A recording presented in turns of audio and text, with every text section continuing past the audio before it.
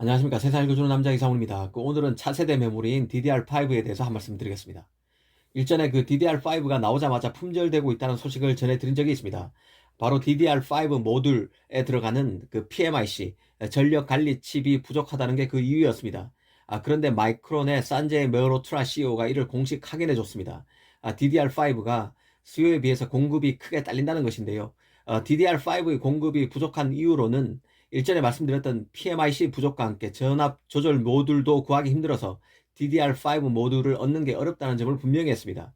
그러면서 이런 DDR5 부족 현상은 내년인 2022년 하반기는 돼야 풀릴 수 있을 것으로 봤습니다. 이 삼성 등 D램 업체로서는 부품 부족이 야속할 수 있습니다. 자신들은 DDR5 메모리 칩을 충분히 생산하고 있지만 이들 부품 부족으로 DDR5 모듈 공급이 제한되면서 이 차세대 메모리로 이 전환이 딜레이 되는 셈이기 때문인데요. 이번에 그 공식적으로 부족이 확인된 DDR5 메모리 모듈용 PMIC 같은 경우는 르네사스, 텍사스 인스트루먼트 등에서 만듭니다.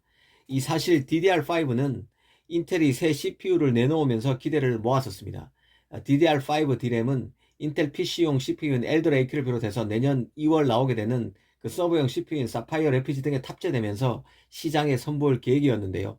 이 CPU 최강자인 인텔이 자신의 최고 CPU에서 메모리 규격을 업그레이드 한다는 것은 이 경쟁사인 AMD도 이런 움직임에 동참한다는 것을 내포합니다. 올 연말부터 DDR5가 시장에 집중적인 부각을 받게 된다는 얘기인데요. 이 시작부터 부품 부족에 좀 꼬이는 모양새입니다. 그 메모리 업체 입장에서 다행스러운 점은 DDR5 부족 사태가 심각한 수준으로 치닫지는 않을 것으로 마이크론이 예측했다는 점에 있습니다. PMIC와 전압 조절 모듈 부품의 타이트한 공급이 내년 DDR5의 시장 점유율에 영향을 미치긴 하겠지만 2022년 내년 DDR5가 컴퓨팅 D램 비트 출하량의 약 20%를 차지할 것으로 예상했습니다.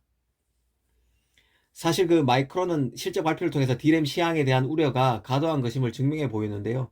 이 아마존, 마이크로소프트 등 데이터 센터 업체들이 메모리 주문을 다시 늘리면서 내년 1분기 D램 가격의 낙폭이 예상보다 적을 것이란 전망에 힘이 실리고 있습니다.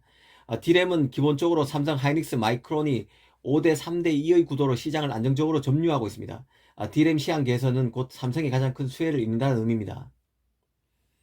사실 그 삼성은 그간 탁월한 메모리 실력 때문에 이미지 센서, 파운드리, 모바일 AP 등에서도 발군의 역량을 쌓을 수 있었습니다.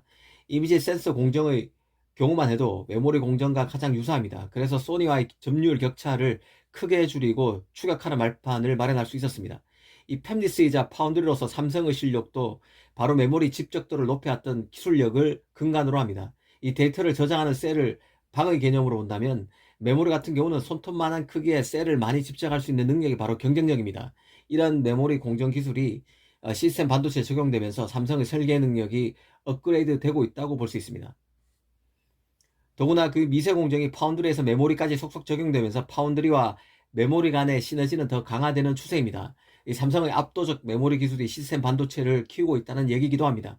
이 삼성은 메모리 회사로서의 기술, 그 팹리스로서의 설계, 파운드리로서의 제작, IT 기기 제조사로서 칩 탑재 등의 과정을 모두 내부에서 소화할 수 있는 기업입니다. 아무래도 한두 가지 정도만 직접 하고 나머지는 다른 회사에 맡기는 업체에 비해서 기술 축적의 폭이 다를 수밖에 없는데요. 이 삼성을 빼면 다른 어떤 곳도 이런 능력을 갖추지는 못했습니다. 이게 바로 삼성의 힘이고 저력이 아닌가 합니다. 오늘은 차세대 D램 DDR5 부족 현상이 어느 정도 심각한지, 그리고 삼성의 저력도 함께 짚어봤습니다. 감사합니다.